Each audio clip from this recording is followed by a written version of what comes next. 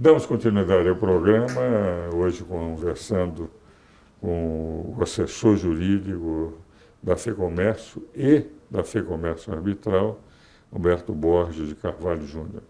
Como eu faço em todo o programa, eu entrego um livro. Esse é um livro de pensamentos que eu escrevi, a segunda edição, Reflexões sobre a Vida. São 1000 e poucos pensamentos sobre como dar sentido à vida de qualquer um. Então, eu ofereço, como eu faço em todos os programas, reflexões sobre a vida. Muito obrigado. 1000 e poucos pensamentos. Mas, nós estávamos conversando que o problema da arbitragem é uma solução para o futuro. Nós estamos encaminhando, vendo o custo do judiciário, a demora do judiciário, a não possibilidade da amplidão da discussão que se tem na arbitragem, que efetivamente nos países desenvolvidos, nos grandes países, hoje a arbitragem tem um papel muitíssimo mais relevante que no Brasil. Nós estamos ainda engatinhando nesses primeiros passos, apesar da lei do Marco Maciel completar esse ano 21 anos desde que foi promulgada. Dentro dessa linha, como nós conversávamos no bloco anterior, nós enfrentamos um outro problema, que é, hoje, a qualidade das decisões do judiciário em função da complexidade do direito e da prática impossibilidade, por melhor que seja o juiz. Eu participei de 3 bancas examinadoras de juízes, 2 para juízes federais e 1 para juiz estadual, mais ou menos 7.000 candidatos examinados para a escolha de menos de 100 juízes. Então eu sei como eles são bem preparados, mas a universalidade do direito e tendo que decidir sobre tudo, evidentemente, torna difícil, por isso eles ficam sempre na dependência de peritos e muitas vezes dos seus assessores mais especializados, o que leva a uma certa insegurança. Então, por melhor que seja a qualidade dos membros do Poder Judiciário, o fato de terem que decidir sobre tudo leva, evidentemente, a uma menor qualidade da decisão do que numa decisão de arbitragem. E na arbitragem são os especialistas que são levados. De qualquer maneira, também há muitas críticas hoje à lentidão do Poder Judiciário, à qualidade. Como é que você vê esse problema perante a arbitragem e a mediação?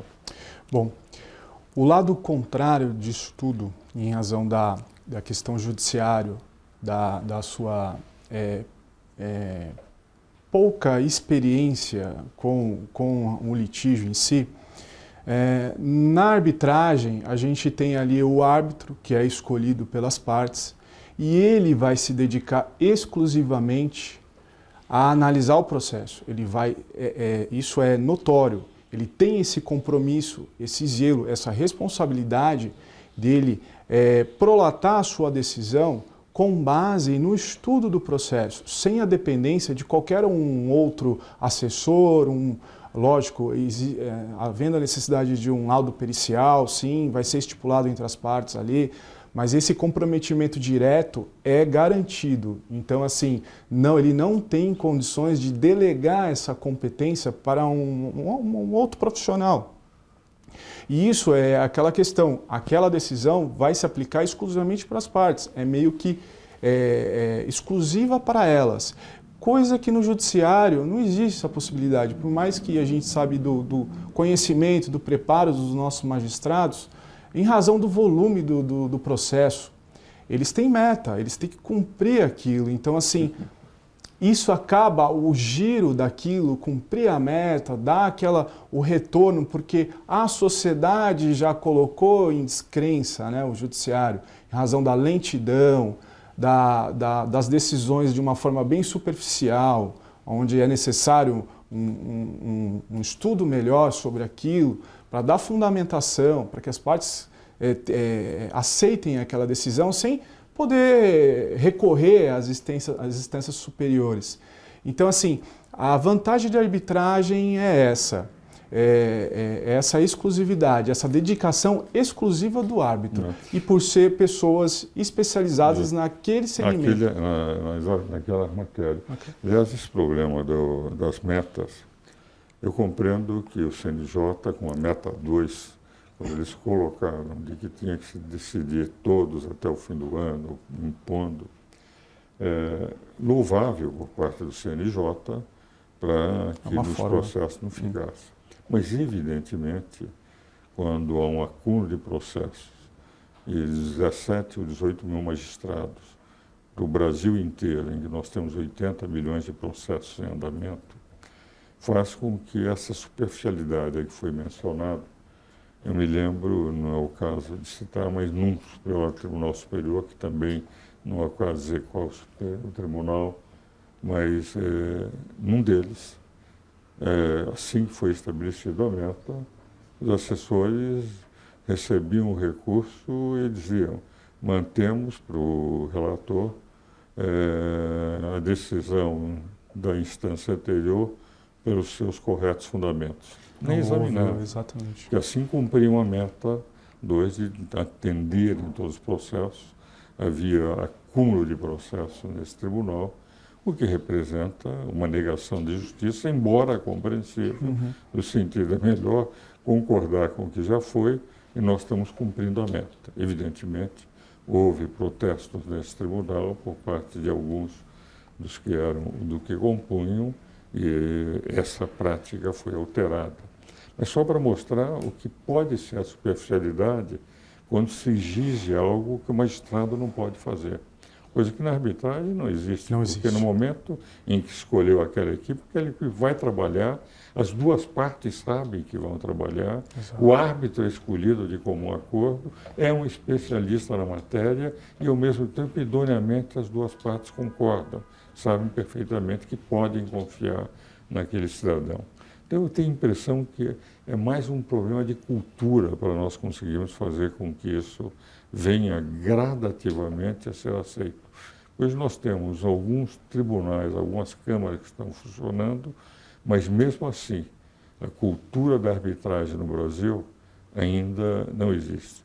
Critica-se o Poder Judiciário de um lado, mas todos querem recorrer ao Poder Judiciário por qualquer pequeno problema.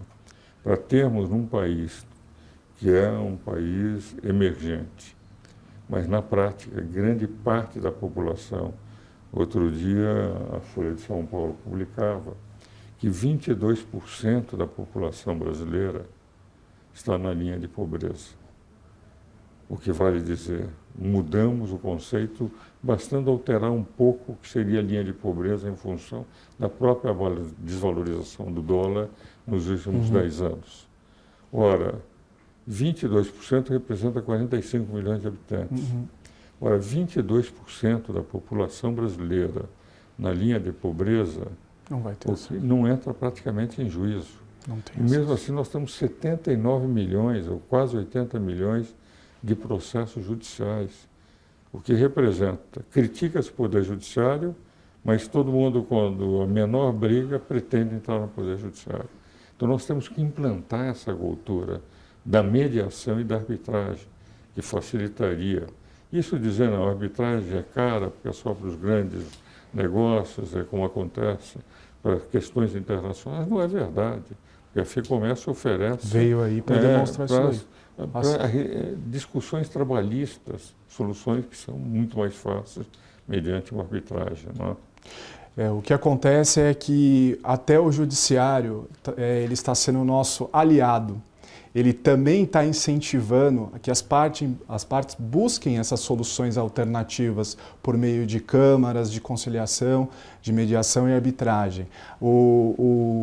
As questões trabalhistas, coisa que antigamente não existia a possibilidade de submeter a uma arbitragem, a uma mediação. Hoje, com a reforma, é possível você utilizar a arbitragem. Então, e a gente acaba tirando um pouco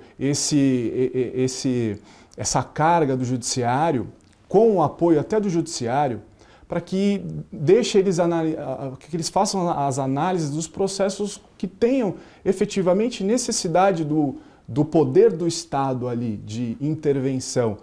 O Estado já tem muito problema, então você pedir um apoio para o Estado hoje em dia é complicado, né? Então vamos tentar resolver de uma forma amigável, de uma forma que se utiliza o bom senso, outras questões que possam se aplicar também ali no momento e deixar o judiciário por último, né? Então a gente percebe que até o judiciário agora, depois de 21 anos, né, no começo teve essa resistência, né, de que o poder particular, né, o judiciário particular, agora ele mesmo está demonstrando que são válidas, porque às vezes as demandas são apresentadas ali para o judiciário, mas é mais uma forma de coação, de que se as partes consigam chegar a um bom acordo, né? Fica ali na primeira audiência de conciliação, ou até, às vezes, não chega a esse momento. Exatamente. Meu caro Borges, nós agradecemos muito a Rede Vida e eu mesmo. Esse programa tem mais de 5 anos, todo domingo. Esses esclarecimentos para os telespectadores, o programa vai para todos os estados do Brasil, da importância da mediação e da arbitragem e da criação necessária de uma cultura para procurar solucionar os problemas sem a necessidade de judicialização. Correto. Agradecemos muito. E a FEComércio Arbitral, que é constituída de uma união entre a FEComércio, a OAB São Paulo, o SEBRAE, SESCOM e a Câmara mais antiga de arbitragem do mundo, que é a Câmara de Paris, que foi fundada em 1926. A FEComércio Arbitral está à disposição de todos os brasileiros, inclusive com esse nosso parceiro estrangeiro, que é a Câmara de Arbitragem, qualquer que seja a necessidade de arbitragens internacionais, podemos fazer em função dessa parceria. Muito obrigado, Borges, meus caros telespectadores, espero-os novamente no próximo domingo. Eu agradeço.